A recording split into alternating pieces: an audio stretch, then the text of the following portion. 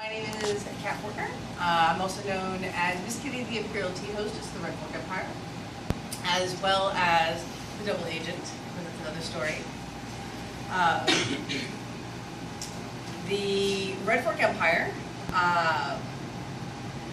it's an artist collaborative. Well, have any of you heard of the Red Fork Empire before? Oh, I have. You kind of, well, you do count. This is why you're here. The Red Fork Empire is an artist collaborative that spans itself across the U.S. and some other countries, believe it or not. We're almost 300 members strong. It encourages you to create. It encourages you to find that inner 5-year-old and to let them out, because especially the day-to-day with everything, we get so bogged down by life that we forget that curiosity, that we forget about using our imagination the way we should. And especially whether you're an artist or an engineer, you still need to be able to use that part, because thinking outside the box is really one of the best things you can ever do for yourself and for the people around you. One of the best things you can ever do, hang out. I know it sounds a little crazy. Hang out with some kids occasionally and watch the way they interact and watch the way they create, where they can pick up a stick and be like, this is a sword and that is a dragon and this is what's going to happen. And remember how we contacted each other and said, hey, do you want to go play with this? Or we can do Manhunt, or we can do whatever. So that is at least the intro for what I think this is.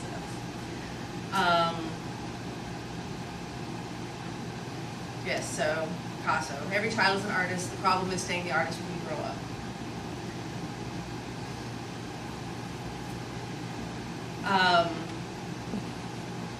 This is the Emperor.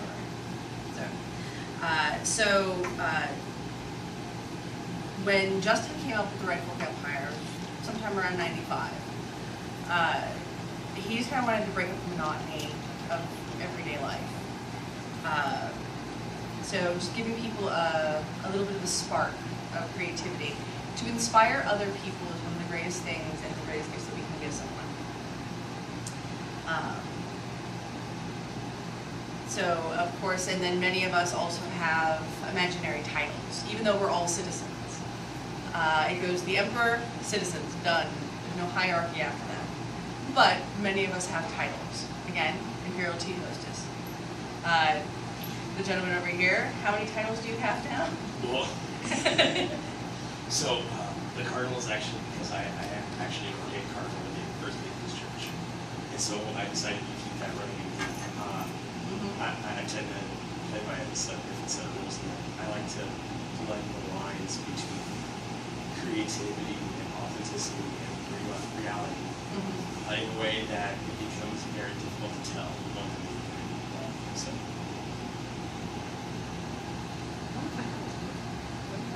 Lady Servant. Oh yeah, Lady is Arabic.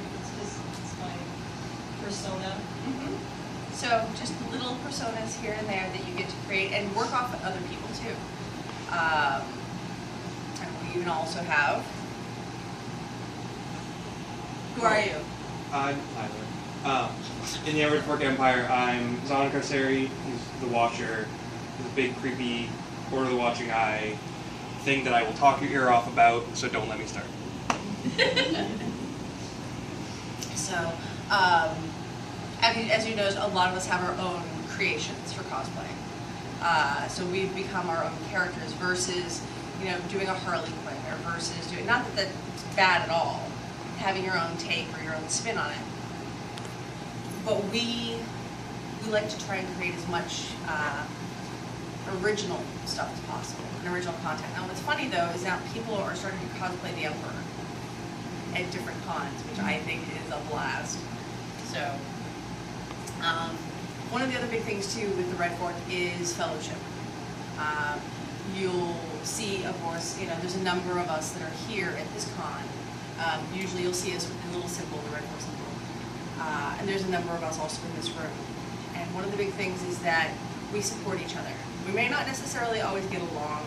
We may not always have the same politic. But when it comes right down to it, when it's the base for what we do, that is the fellowship that comes with it. If you go to another town, and we know that there are citizens in that town, and you've never been there, and we're like, hey, let's contact those citizens. And they'll, if they're in the area, let you know. And they'll hang out for a day or two while you're there. Or if you go to another con across the country, it's like, well, are there any Red Fork people here? Okay, well, let's all get together and meet each other so you're not by yourself. You know, you're never by yourself.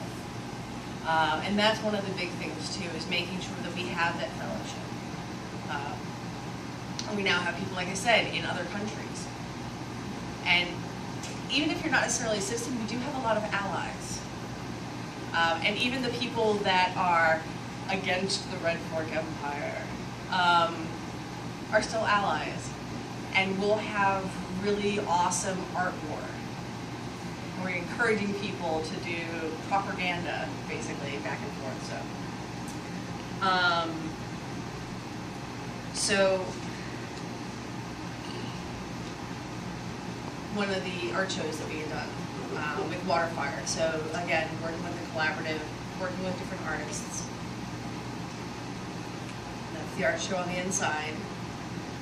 This was at the Old Stone Bank in Province. And it was during Waterfire. We also had Big Nazo get involved with us. It was pretty fun. So, which is a puppeteer. So the inside of the bank was completely bare.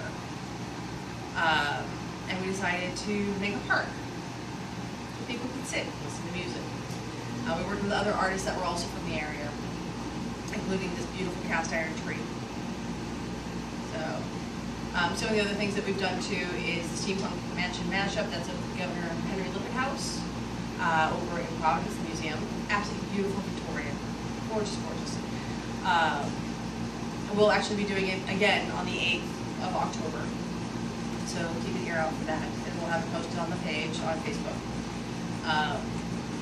But again, music, just some fun, amazing people, bringing people together, you know, which is, again, giving them that respite from reality for a while. Now, when we spread the message, as it were, we want to do it in a variety of different formats. So we do it in museums, we do it in schools, we do it in libraries, we do it in gallery shows, events, interviews. So many of us will do a shout out as much as we can to the Red Fork. Just to be like, so this is what this is, by the way. And then they go, well, what's Red Fork Empire? And you're like, so glad you asked. And then the tirade begins. But we're always taking photos together as well. So we'll always, whenever we're at a convention, or if we're not specifically, but if somebody else is at one of the conventions, they'll get together as many of the citizens as possible, and they will sit and have a citizen photo taken, which is always fun. So this was an event that we did for the Providence Preservation Society back in February. It was pretty well attended. So, one of the other things that we do, like I said before, getting together, was, this was for the color run. I don't know if any of you have ever done a color run or are familiar with color run at all. So, these are 5Ks for people that don't do 5Ks, basically. So I kind of power walked through most of it, which is cool. But they throw color at you, and yet you get poofed all over, and it was a lot of fun. And so we had other people that were not necessarily citizens that ran with us as a group. Many of them have now become citizens, or in process therein. But whenever they want to do something, they'll call us up and be like, hey, any citizens want to come around and do this? And there's a call to arms. So, more gallery. This is in Norwich, Connecticut. And that's the gallery that we're in. And again, it's a variety of different artists. This is up in Waltham. That is 6 pence. Is that? Yeah.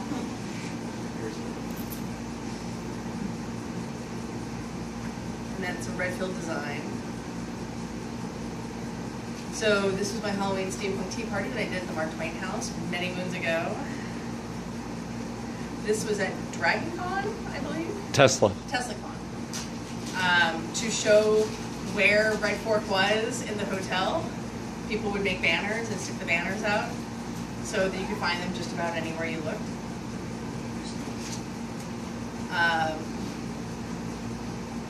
Was that also a Tesla?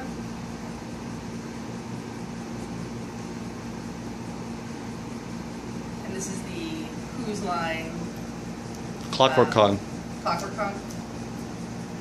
And this is the Mark Twain House. Or I'm sorry, this is not Mark Twain House. This is the Asylum Street. Bizarre. The Bizarre from Dr. Grimm. Thank you. But getting to talk to people, again, not everybody is a citizen, but most people end up one. And one of the things that the Emperor will do is he'll send you on missions. And those missions will basically have something to do with the name of the Empire. So, especially if no one's been creating lately, you'll be like, all right, we're going to send some missions out. Who wants a mission? And people will write back, okay, I want a mission. What do we want to do? And he'll say, okay, I want you to put the symbol of the Red Fork Empire in 5 places on this island. If you happen to be on an island, you're not going to have to just go. And so our friend Jen Cook, who unfortunately couldn't be here, she ended up going around and creating the symbol out of a variety of different things, and then taking pictures of it in different spaces or selfies or whatever, and then would send them in. We've had other people who have created artwork, whether sculpture or something like that, or for instance, the box, or there's so many different inspirations. Recently, we had a picnic in Providence. It was a very warm day, but being under the trees was very lovely.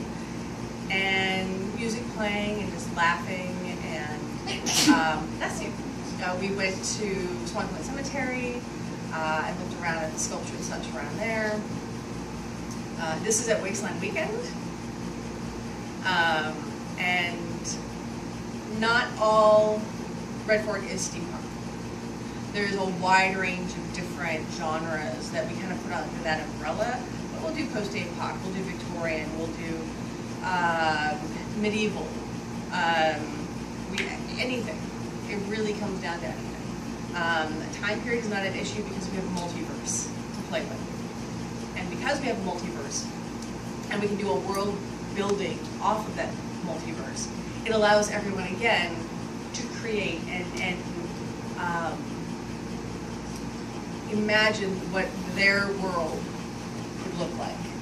Or sometimes they're part of the same world, the new Byzantium. And if they're part of that, which is still ever changing, it's almost like Dark City if you've ever seen that movie. It's ever changing, which means that the citizens just kind of have an idea what things are supposed to be at the time. But because you have that world building, it allows you to play in a wide range of spaces. I think that's a good one. So again, citizen photo.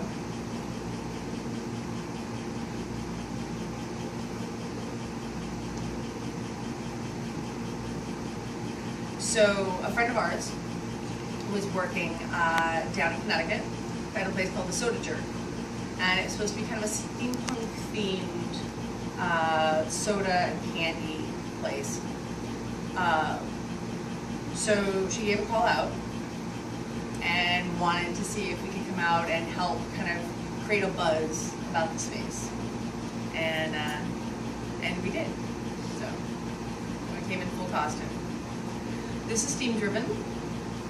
This was a film that was inspired by a set of posters that had been made for an art exhibit. And the poster, this particular one, was so well received that they decided to actually make a short film out of it. There are ways to see it. It's cute. It's a silent film. We made it a little easier for us. But if you get the chance to see it, this is after a very long day, and I am on the ground. There was another gathering that had happened in New York. This was the Steampunk House. I don't know if any of you remember buying New York with the big steampunk house that was there that was for sale. Apartment or It was an apartment, yeah. Had a lot of houses in Manhattan. So they wanted to have a wide range of people again to kind of dress the space. So bring a bunch of steampunks in along with a lot of people who aren't dressed, who didn't really know anything about it. And to see if they could, again, create some buzz. So we got to go in for that. This was Ask the Educated 8. And so one of the things that Justinian likes to do when he goes to cons is to be killed, most likely. Because the Emperor never really dies. He always comes back. But death scenes are pretty epic.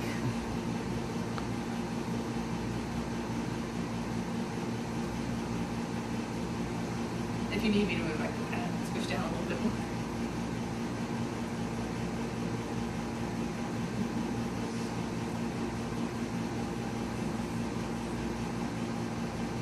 As you can see, that's Thomas Williford, the brute force.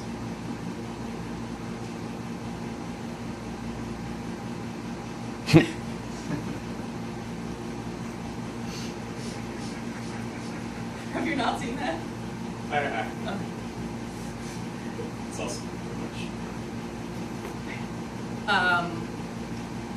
So yes, collaborate, share ideas, brainstorm, encourage world building, role playing. There's a role playing site as well on our Facebook page. So if you do want to do RP and flesh out your character a little bit more, there's a lot of people that will help with that. One of the big things is no judgment. We're there to encourage each other. We're not there to judge who's better, my stuff's better than that person's, or anything of that nature. It's just, we don't need that. We're weird enough. You don't need to do that to each other. Networking, again, sometimes too we'll have art shows or events that, again, we need people to be there.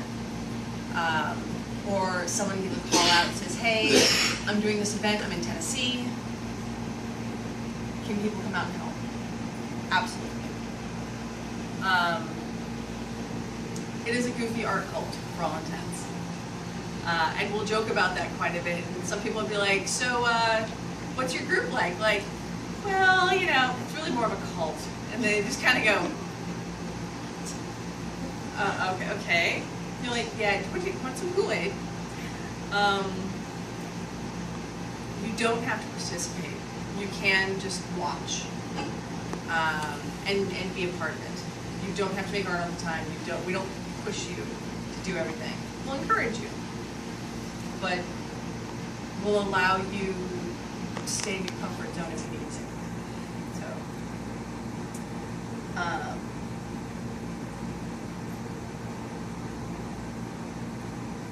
So again, the multiverse idea. It allows you to create your own space. And we have some people that are,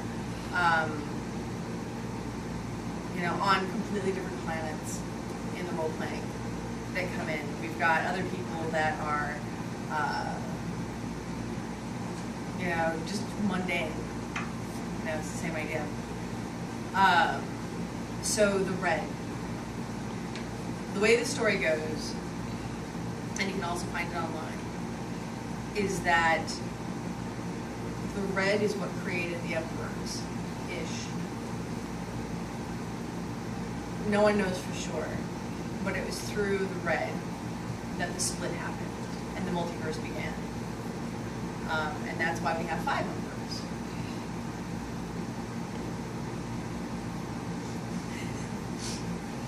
This is one of them.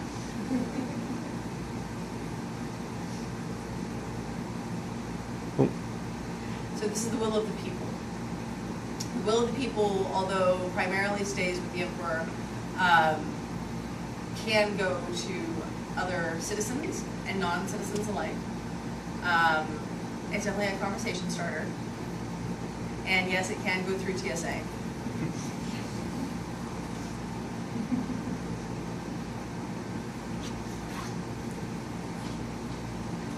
So we have different symbols for different genre timeframes. So this one is steam. And again, you still have the idea of the fork. That one is diesel. Clockwork. Weird West. Post-APOC, which you might find familiar if you remember going down into the lobby when you first came in. The big piece that's right there in the middle that was created by a citizen. Cyberpunk. There are also a wide range of casts. Casts, yeah. And I don't have them all down yet, but this is the Executrix Doctrine. Executrix Doctrine. Basically, they're the paper pushers.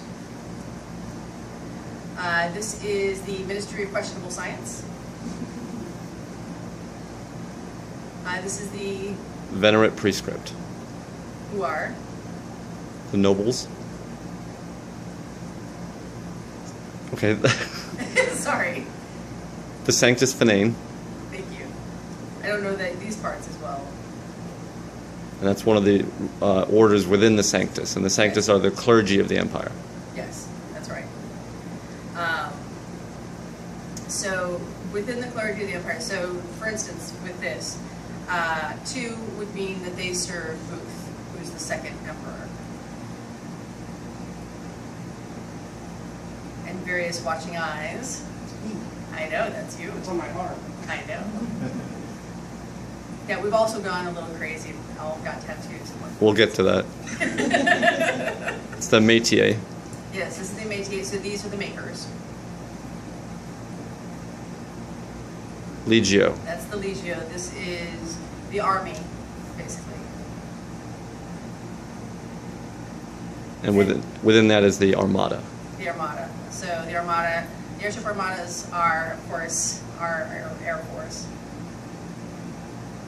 Brigands. The Brigands are basically the pirates. They're the ne'er-do-wells. They're the troublemakers.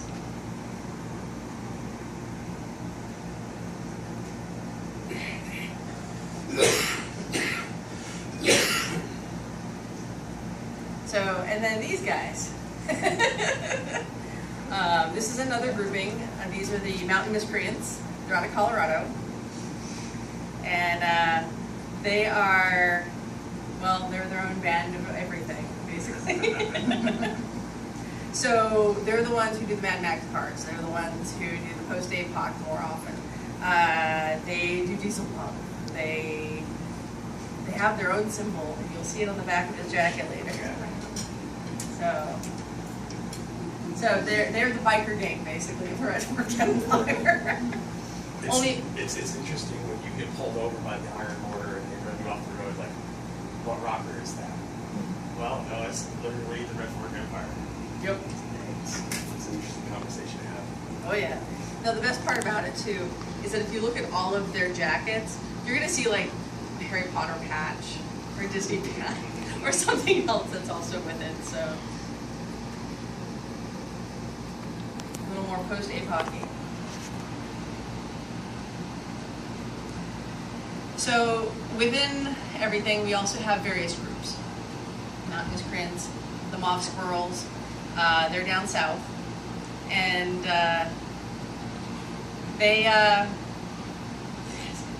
they're a fun group. They're always creating weird and wacky. They do a lot of sideshow work in general, in real life, but they're a pretty fun little group.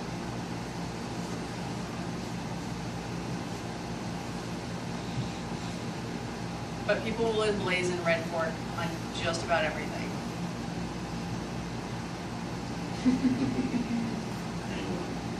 So that's the That's actually a heat strike calendar that we had commissioned.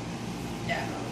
So there's some cows running around right now, And a huge number of whiskey barrels. and a huge number of whiskey barrels, as it should be. So putting together propaganda, always a fun time, and we're always encouraging people to do it.